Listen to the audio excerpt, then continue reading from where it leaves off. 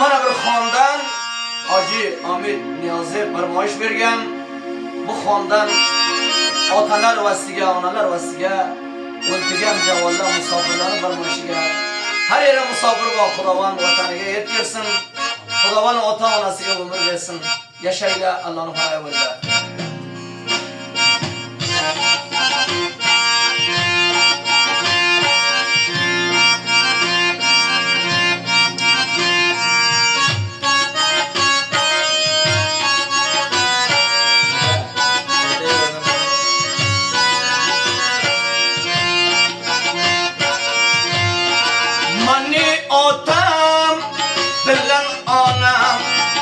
Maşaqqatlar bilan topgan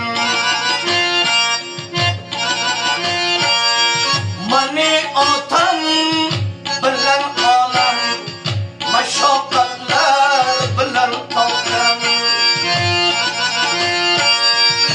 shahidlarga chiroq yoqib avliyoga nazir aytgan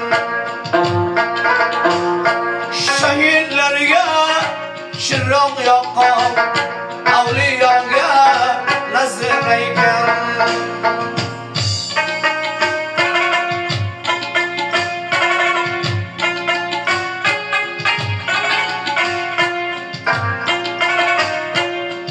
bugun bozorga o'xshaydi yetimlar zor yig'laydi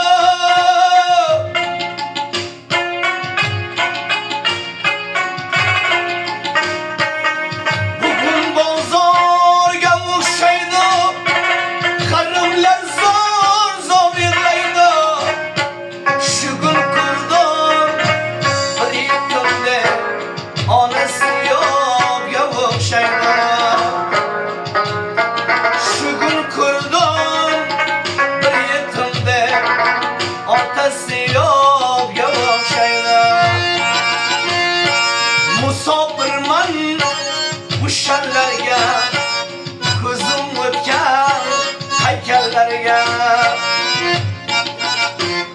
musofirlik ta'sir qilar qo'lingga dastmanda urganlar musofirlik bildiradi o'toqqa qazon qo'yganlar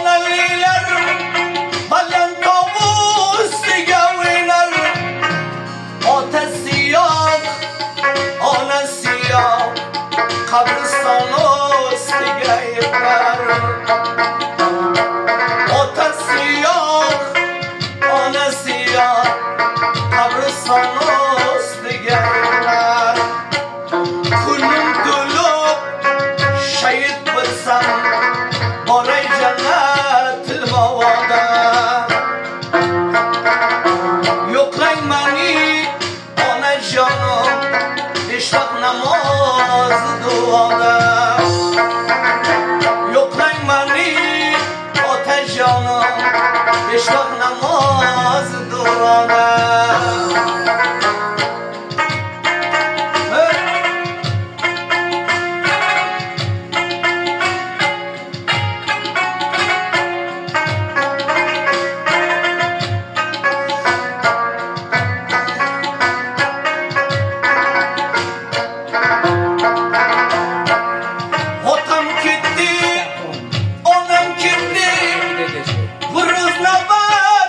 Manga yetti